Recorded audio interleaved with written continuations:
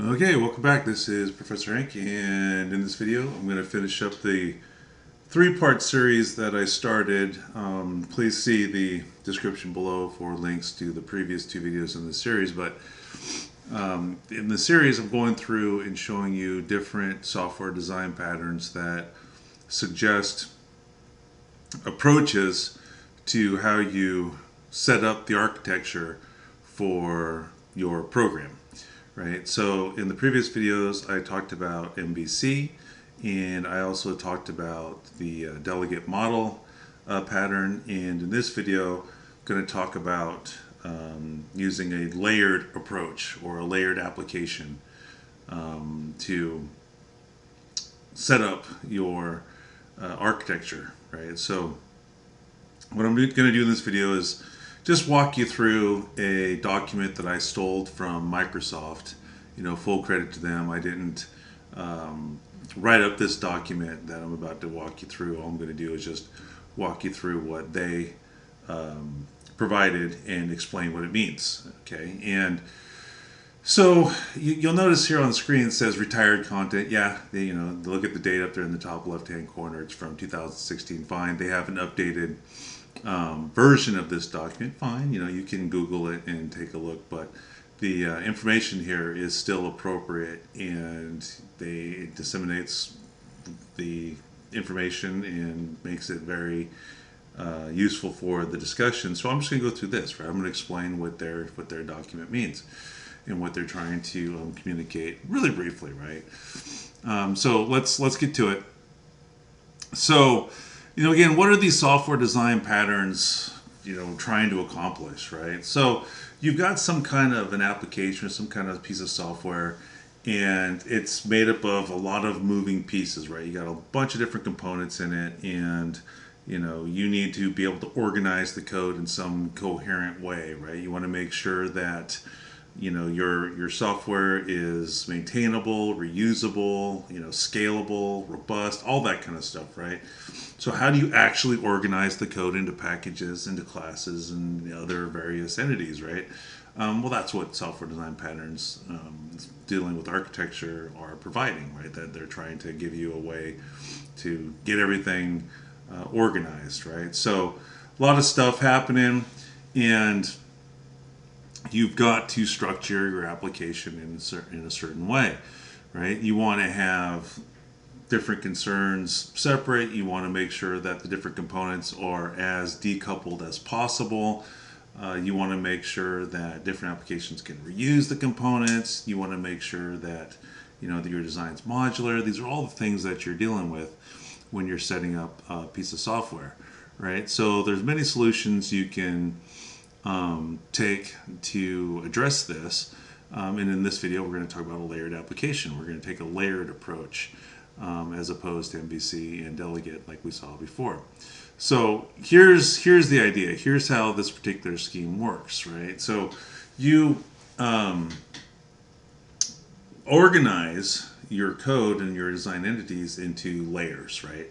And so you come up with a scheme where each one of these layers is responsible for a particular activity within your software, right? So you might have a layer that is responsible for all the different interactions with the user. You might have a layer that is responsible for storing all the data for the application. And then you might have layers in between those that are responsible for different pieces of logic, right? Or for maybe building up pieces of data. If you're familiar with networking, the OSI layer, is following this idea, right? So you end up with different layers that are responsible for different things within your application. Okay, now the key to this is maintaining dependencies, right? So what that means is that you are structuring it such that different layers within the application can only communicate with an adjacent layer. More specifically, a layer that is either strictly below them or above them, right? So top layer N here, for example, would only be able to communicate with the layer directly below it. And then that layer in turn can only communicate with the layer directly underneath it, and so forth. And so you're limiting not only what each layer is focused on doing, maybe focusing on UI work or storing data or maybe interacting with the network, but also who can communicate with whom, right?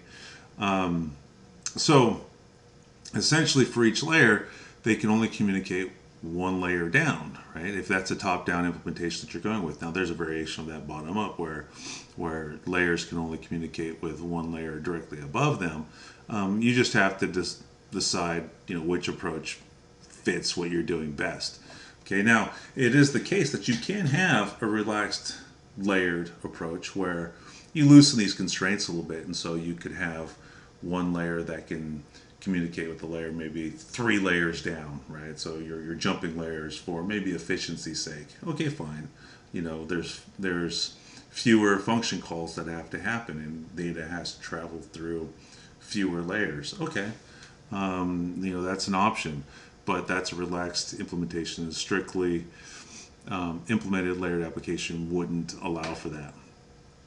Okay, so can be useful. Now, here's a package diagram that kind of gives you an idea of what's going on, right? So we've got layer 1, right, which is going to be made up of a couple of different subsystems, right? So in a particular layer, you might have 20 classes in there that are all working together to accomplish the goals that are set for that particular layer. Okay, fine. A different layer might only have one subsystem, one particular class or set of classes that are dedicated to accomplishing what that layer is setting out to accomplish, right? The key idea, though, is that a layer can only communicate in one direction. That's not to say that data can't flow in multiple directions. That's to say that communication only occurs in one direction, right? So one layer can invoke the methods on the layer beneath it if it's a top-down implementation, or above it if it's a bottom-up, okay? Now the data can flow in different ways. One layer invokes methods on the other layer, and that method might return a value, right? Or you might be passing data as an argument to that method. Okay, fine. But method calls are only flowing in one direction. So you can augment a layered application in a few different ways.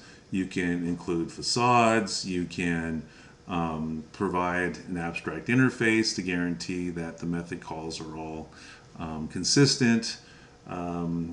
You can, provide super types that allow for a certain common behavior amongst the different layers. I mean, there's all kinds of ways that you can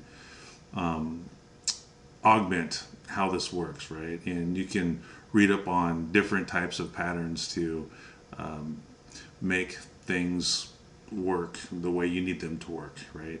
The big idea, though, is that you have a decoupling of the layers, a separation of responsibilities, a separation of concerns, in that each layer can only communicate with an adjacent layer. Again, there's 2 different approaches to that: top-down, bottom-up, right? In which case, top-down, top layer can only communicate with the layer directly beneath it, in which turn that layer can directly communicate with the layer beneath it, and so forth until you get to the bottommost layer. Bottom-up works in just the reverse. So here's a sequence diagram that's giving us a example of that, right? This is a common top-down scenario. So each one of these columns, right, represents a particular layer object going about its business. The dashed lines are representing the lifeline of that object, meaning the length of time that that object is currently in memory and executing. That's what those dashed lines represent. So time is flowing from top down in this diagram, and the arrows are representing method calls. So you notice that all of the arrows are going from left to right. So this client object to the far left in the sequence diagram, that's the top layer, right? And then layer N is the layer directly beneath it. And then layer J is the layer directly beneath layer N, and so forth until you get to the bottommost layer, layer 1. And so what's happening is that the top layer, by making this service1 method call, is invoking a method on layer N. And so layer N, as part of its method call being resolved, is in turn making method calls to the layer beneath it. You'll notice though that you've got all of the method calls heading in one direction, right? There's never a case where the opposite is true.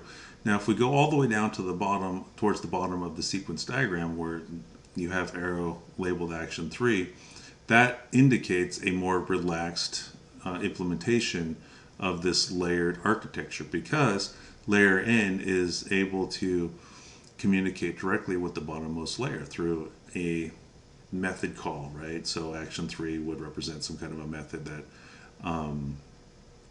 allows for layer N to directly communicate with layer 1. There might be some particular reason for that, that we have to have a maximum efficiency, so we need to get a response right frickin' now.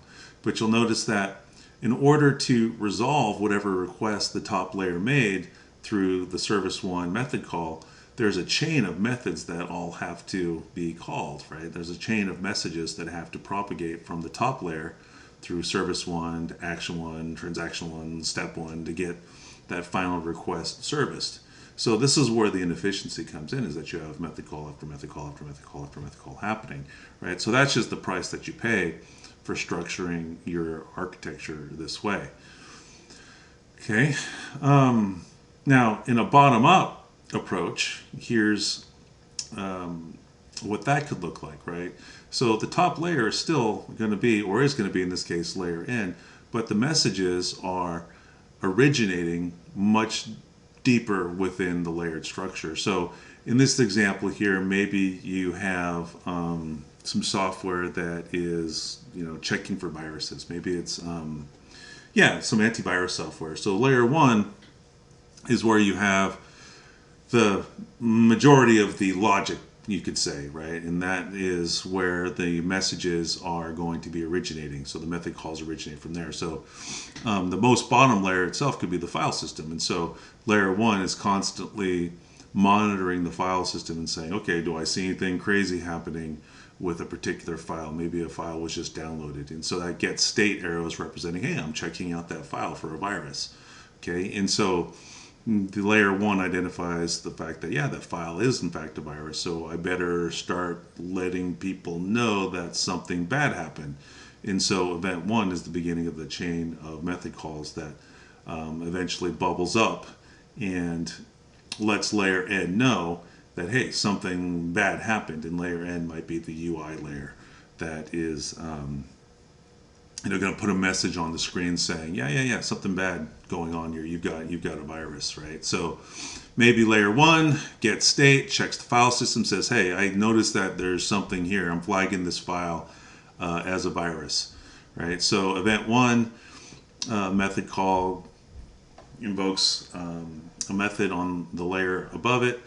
That's basically, maybe that is turning around and saying, all right, well, let's see what type of virus it is, right? And so then the domain delegate method call might move up to a layer above it that says, okay, we've identified that as a virus. Now we have to decide on the appropriate error message to give to the user. And so in response to that, the presentation delegate arrow here might be a method call that is going to go ahead and display the virus type and notification on the screen, which is being represented by layer N.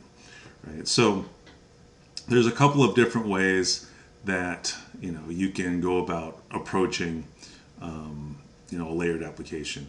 Okay, so when you go about deciding on how you're going to implement this, there's a couple of broad approaches you can take to applying the layered application pattern. Create your own layering scheme, and that's what you would do, for the homework assignment that you're going to be working on, or reuse an existing layered scheme or layering scheme. So if you're going to create your own, then here's a couple of things you have to keep in mind, right? You have to come up with how you're going to set up the layers, what the layers are going to be, right? So what are the services that each layer is going to provide, right? So what's their focus? What are they supposed to do, right? So something easy to do might be, okay, well, we're going to have a layer that's responsible for presenting information to the user. We're going to have a layer that's going to be responsible for storing data on the hard drive. We're going to have a layer that's going to be responsible for communicating on the network via sockets. We're going to have a layer that's going to be responsible for formatting data and preparing a packet for sending the data out on the network, and so forth, right? So by having that kind of a focus, now it allows you to dictate what classes you have to write and what classes are going to be assigned to those layers. UML sequence diagrams are great for helping you to get this nailed down and documenting and keeping you focused on the flow of information and messages between the different layers. Okay, so once you've determined what the layers are going to be focused on, well, then you have to start talking about, well, how are they going to interact? What are the interfaces? What are the methods that we have to provide in each layer, right? If we're going to have multiple classes, what are going to be the methods those classes are going to provide? If you're going to have a facade that's going to be responsible for providing a unified interface, now it's time to start thinking about that. Okay, and then once you've got that, then it's time to start using your object-oriented design techniques for coming up with the actual classes themselves, right? As an alternative, you could reuse some kind of existing layering scheme. Maybe you go out on the internet and you do some research. Maybe you look at other sample implementations. Maybe you read up a little bit more on a more formal presentation of layering an application. Fine, whatever you want to do. And it's useful to go and take a look at or do some further research on the Gang of Four design patterns, which is beyond the scope of this video. So testing considerations, if you've implemented the layers well, right, and they're sufficiently decoupled from all the other layers, then to test a particular layer, all you have to do is come up with some, write a driver class, or some driver methods to invoke all the different methods in your layers interface. Make sure that the layers respond with the correct behavior, right? If you have methods provided by a particular layer, they're supposed to return certain values given certain arguments passed to them. Well, have a driver function that invokes those methods, passes the data, the appropriate arguments, and then make sure that you're getting the proper data back, right? So you can test in a very modular fashion using a layered approach, no problem. Okay. So an example, enterprise applications, the solutions can very often manifest this way. You've got a presentation layer, a business layer, a data layer, and this corresponds very closely to MVC, right? You've got the logic component, or the logic layer, which in this document they're referring to as business. Presentation, which is the layer responsible for interacting with the user, and that could correspond pretty darn close to the view in the MVC architecture. Business corresponding with controller, and then data, all the code that is responsible for accessing persistent data and databases, or maybe your own class that's implementing some kind of a data structure, whatever. So that layer would be responsible for that. Okay, so just to finish this off with this document, it goes through and lists some different benefits here. Again, you want high cohesion between layers, low coupling. What that just means is, hey, each layer needs to be focused on its own thing, do its own job, and other layers don't need to know anything about any of the implementation details. All they need to know is, how do I communicate with it? And you provide that through methods that layers can invoke. Okay. Other solutions can reuse those layers. So long as they the layers that you implement are their own standalone units. Maybe you put them inside of their own package, import the package, use the layer, bam, there you go. And since the boundaries between the layers are so well defined, distributed development is easier. What does that mean? Well, we can have one team working on one layer. We can have another team working on another layer. We can have another team working on yet another layer, right? We don't have to have one team working on all the layers all the time. Okay, and it's really easy to just add additional layers as you need. And it's a lot easier to test because, again, you can just use different test harnesses on the different layers. Okay, so what are drawbacks? Always drawbacks. I mean, the biggest drawback is, the extra overhead, right? The performance hit. Because you've got data moving through layers. You've got series of method calls that are happening. All the overhead that goes along with that is something that you have to consider, right?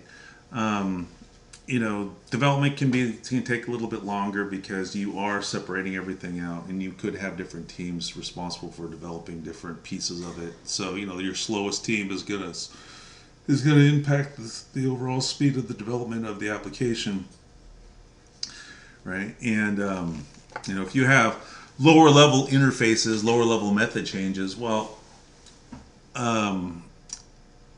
so if my bottommost layer, for example, if it had a method named foo, and then for whatever reason we decided to change that method name to bar, well, then the layer above that is calling that method is going to have its code changed to take that into consideration, right?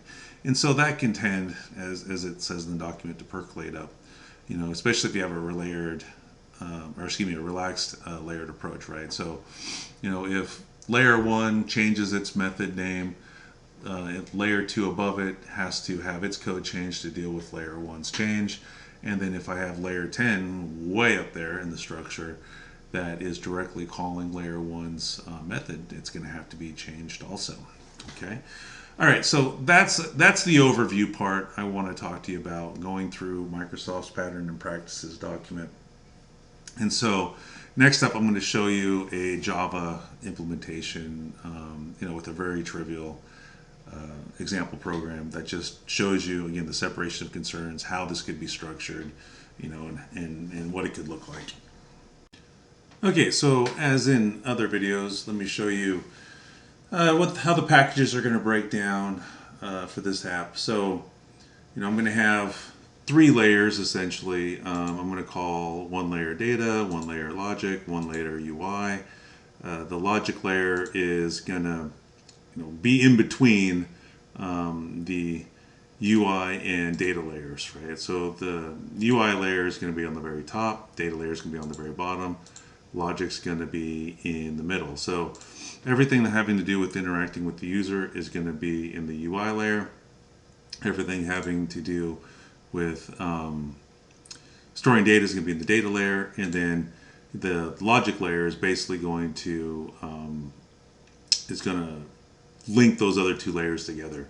So this is going to have a very MVC type feel to it, but you'll notice the key difference is going to be that all of the message passing is happening in one direction, right? So in MVC, the controller, which would be kind of equivalent to the logic here in that it's in between the UI and data, that's where all the logic would originate from, would be in the controller in the middle, but that's not going to happen here, right? So what's going to happen here is that the UI user is going to make some decisions, and then those decisions are going to be resolved by percolating downwards through the layers from the top down in the form of method calls. Okay, so my UI package is going to be made up of a single class that we're going to call GUI. So let's start writing that. And the UI layer is only going to be able to communicate with the layer directly beneath it, right? So in that layer beneath it, that's going to be part of the logic package, right? That's the logic layer. So I'm going to go ahead and need to import the logic package, since it's going to have the class that I'm going to need to communicate with. Okay, so we'll have that, and I think I'm going to name that class controller, right? It's going to be, yeah, we'll go with that. So what that's going to mean is that my class GUI is going to need a reference to a controller object, which is going to be a member of the logic layer. So I'll just call that C, and I'll need a constructor here, and that constructor is going to require a single argument, and that's going to be a reference to a controller. And so by having that reference, my UI layer, which is comprised of just a single class, will then be able to send messages to the layer directly beneath it. So let's go ahead and store that. Okay, so now this layer is going to be responsible for all interactions with the user. So we're going to want to do something similar to what we had before. So we'll be able to prompt the user, ask them for an integer, and then display that integer. So I'm also going to make this menu driven, so this will be a little bit different. So let's go ahead and provide that. Actually, this method just needs to be private because it's going to be all encapsulated within class GUI. So private void prompt string s, fine, and then this is just going to display whatever is passed as an argument. Okay, so we got that, and then we're going to have private int input, just like before, just like the previous videos, and we're just going to return what the user inputted in, right? So I'm going to need a scanner object here, just like before, so we can read from the keyboard, right? And we'll return s.nextInt. Fine. That means that I'm going to have to import java.util.scanner, just like before. Fine. And then I'm going to have my UI logic in the controller here. So since this is going to be menu driven, I'll go ahead and provide a menu and then get the user's selection. So let's throw that in here. Let's see here. So I'll make a helper method for that. So we'll call it private void show menu, right? Or do menu maybe, whatever. Okay. So what I'll do is I'll just show them their options. System.out.println. Well, I can reuse that prompt method, can't I? So I'll do that. So we'll say prompt, choice 1 is, save a number, right? So we'll say S, save a number, right? So that's their first choice, right? So we'll throw that in there, and then option 2 will be retrieve a number. Right. And then we'll have the option to quit, of course. Right. Let's see here. And I don't think I don't need colons here. What am I doing? These aren't going to be prompts. Okay. And then now I will prompt them. Enter your choice. Okay. All right. Let's see here. So that's going to be my menu. And then I'll read from that menu and then process it, right? So let's show the menu. All right, now let's get their choice. Let's see here. So int choice is equal to, or is going to be set to, input. All right, and I'm going to want to do this so long as their choice doesn't equal Q, right? So I just realized I'm going to be making this character based. So let's make this a string.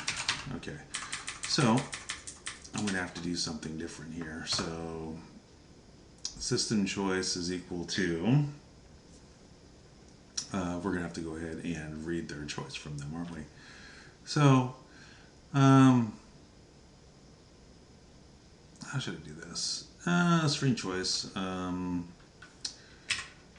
make a scanner and read a line from them, right? This is just purely for the menu part of it here. So we'll call this line equals new scanner system.in, right? Probably should have encapsulated this into its own method, but whatever. I'm into it now, so we're gonna do it. We're gonna keep on going. Okay. String choice equals line dot next line. Fine. Okay, and now we'll go ahead and process that choice. Okay, so if choice dot equals s, then we're going to do something else if choice dot equals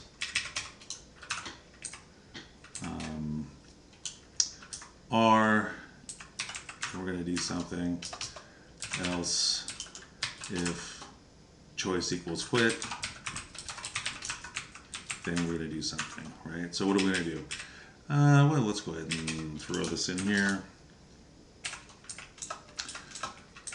If it's S, then I'm going to need to invoke the appropriate method on my lower layer, right? So what's that going to be? Let's see here. Well, we're going to first prompt the user for what they want, for the number that they want to store. So enter number to store. Okay, and then we'll get that number. Int j equals input, right? And then now on the controller we will invoke the appropriate method. So save number, right? And so I'll have to make sure that there's a save number method that's provided in my controller. So boom, there we go. So that should handle it for my save option, right? Now what about for the retrieve option, right? Retrieve a number, then we'll need to do something similar. We'll have to invoke on the lower layer, you know, a method. So we'll call that retrieve number, right? And then we'll show that to the user. So system dot, nope, I don't have to do that. I have my prompt method, don't I? So prompt, you entered, or the number is, how about that? The number is plus k plus new line character, okay? So that should be that. And then if they say quit, well then we'll just tell them goodbye, right? We'll just say bye. Okay.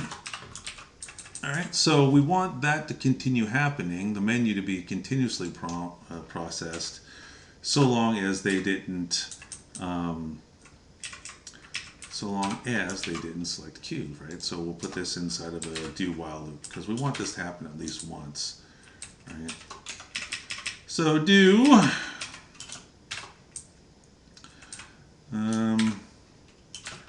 while the choice does not equal Q, right? And actually, now that I think about it, this is going to be in scope for just this block, right? So that would mean that choice would be out of scope. So instead, let's make this a infinite loop on purpose. So we'll just do while true, okay? And then if they choose to quit, then we'll just break out of it. There we go, that'll work. So break, there we go, that should work. Okay, now I'm not going to be ready to test this just yet because I have to write the controller layer underneath it. I'm actually kind of going back about this backwards. I'd want to do the lowest layers first, but you know I'm already into it in the video, so we'll just keep going. Okay, right. So that's my GUI part. So I need to now make my controller class. So let's do that. So save as, and we're going to put that in the logic package. Controller.java. Right, so this is going to be package logic and public class controller. Right, and as I go through and finish off these classes, you'll see why it would have been a better idea for me to have developed the layers from the bottom up. But anyway, so the controller is going to be invoked by the layer above it, which is going to be the UI layer. But it's going to turn around and invoke methods on the layer beneath it, which is going to be our data layer, right? So that data layer is going to be part of, or is going to be implemented through package data. So we are going to have to import data to gain access to the class that's defined in that package. And so I'll call that class model, right? Because why not?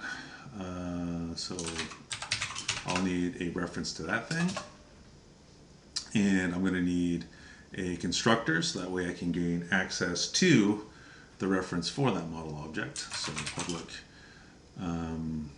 controller model M, and the constructor for the controller class is simply going to be here to initialize the model reference, right? So this.m equals m.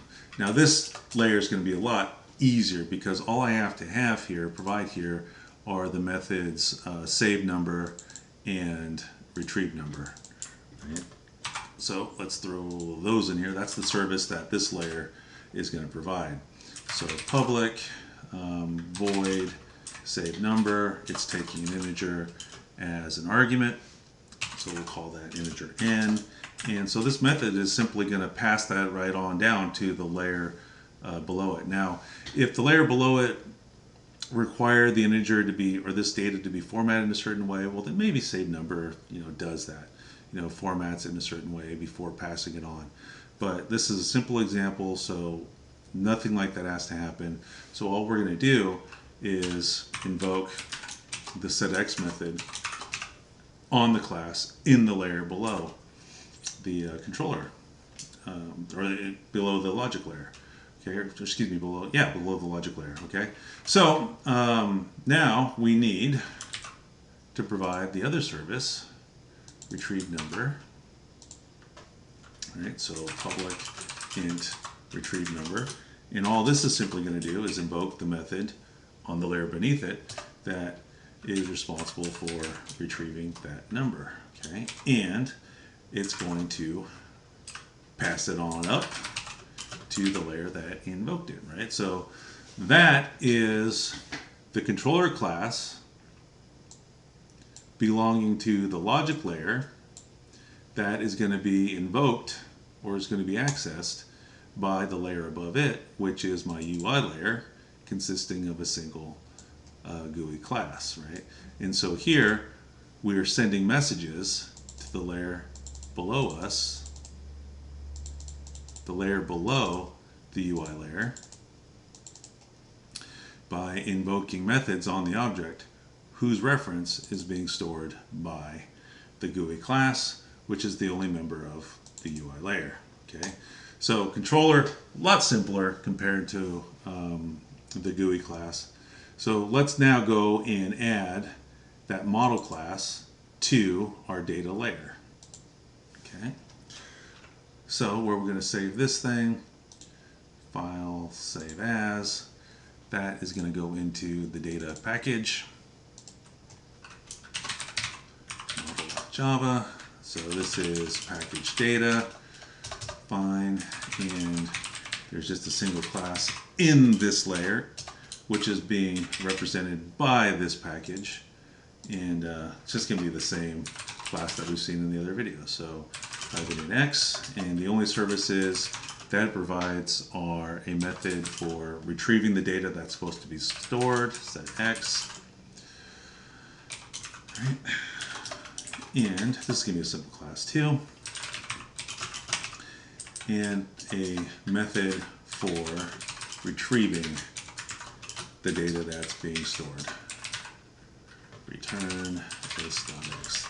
So that's it, right?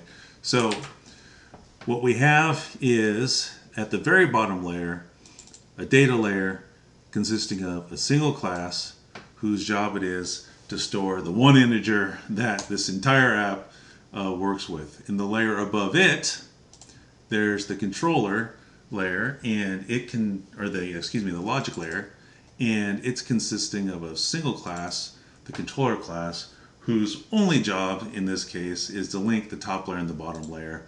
You know, if we needed more sophisticated logic, then it would go here, but you know, we don't need it, so for this example, so we don't have it. And this class has a single reference to the class in the layer directly below it. So class controller, and therefore the logic layer, can only communicate in one direction, to the layer directly beneath it. Okay, and then at the very top of our layered architecture, we've got the GUI, which is the only class in the UI layer. It has a single reference, and that's to the controller class, which is the only class in the logic layer, which is the layer directly below the UI layer. Okay, so now I think I have everything I need to go ahead and try to test this beast. So let's do that, right, and debug, fix any bugs that we might have. Oops, so let's go here, right, and this is stored in the layers directory. Okay, oh, I need my driver. Almost forgot that. One last piece, right? Need a driver just to start this entire thing running. So in driver, I'll create a class driver.java. Okay, and the only thing it's going to need to do is instantiate. It's going to have to set everything up, right? So this is going to go into package driver, and it's public class driver.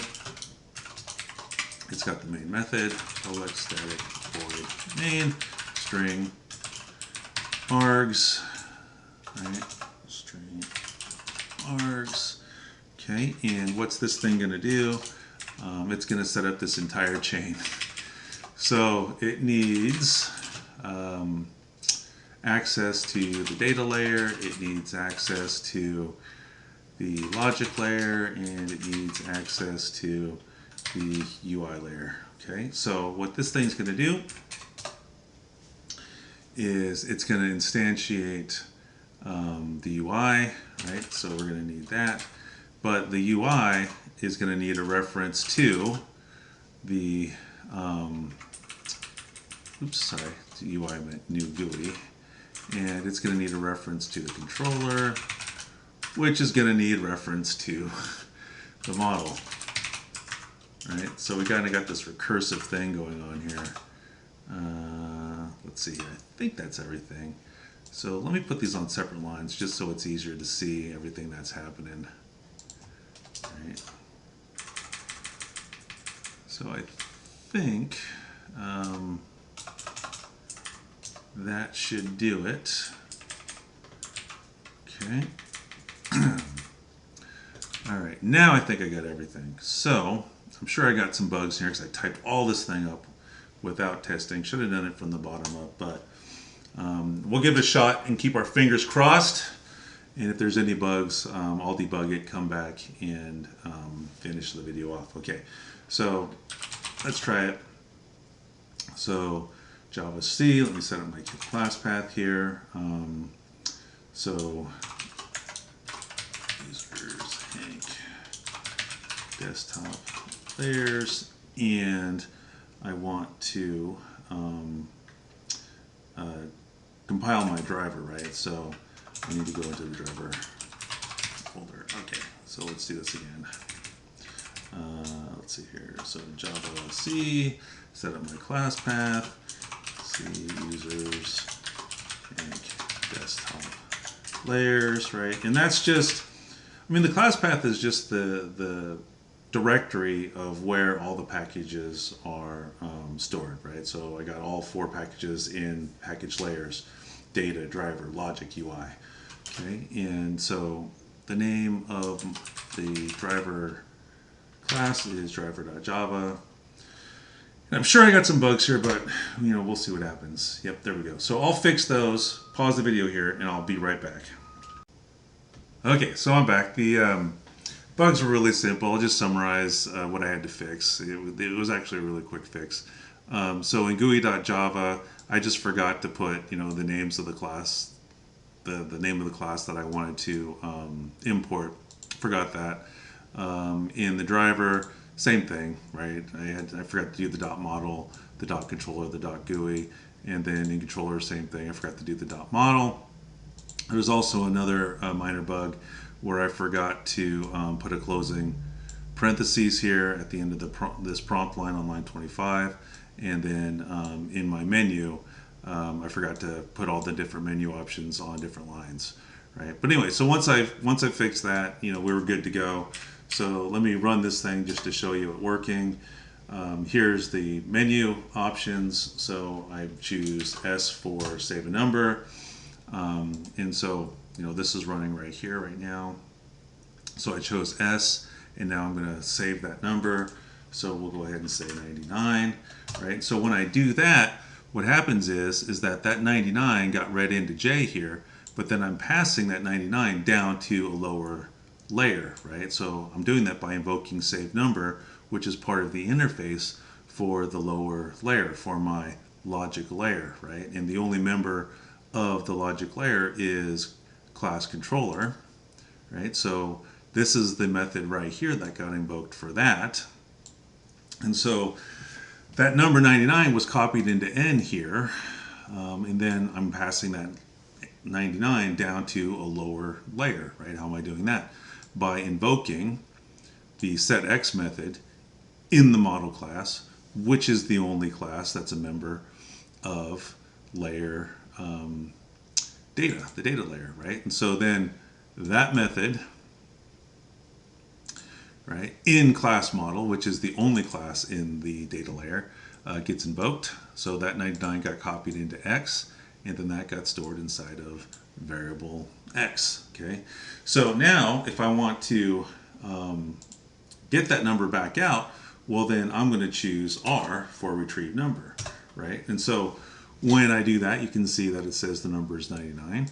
And so, I selected this option in the GUI, and then I sent a message down to the layer below me by invoking the retrieve number method, which is defined in the only class in the logic layer, the controller class, which has the retrieve number method defined. And so then in turn, that layer sent a message to the layer beneath it through the getX method that's provided in the only class in that layer, model class, right? And so the model class then said, all right, well, getX is what you want, so we'll get the number 99 out, and then I'll return that number right back up to the layer above me. And so that 99 went back to the controller layer, right, through that return statement. And now that 99 value is getting returned back up to the layer above it, right, through the return statement and retrieve number. And so then that number ends up in the top layer in KK, in the K variable, which we then immediately displayed on the screen. So in that example, we've got messages always going in one direction, right? So the method invocations, the method calls are only happening top down. So I've got the top layer through the GUI class invoking a method, sending a message to the layer directly beneath it, which is the logic layer, as represented by package logic, and the only class that is in that layer.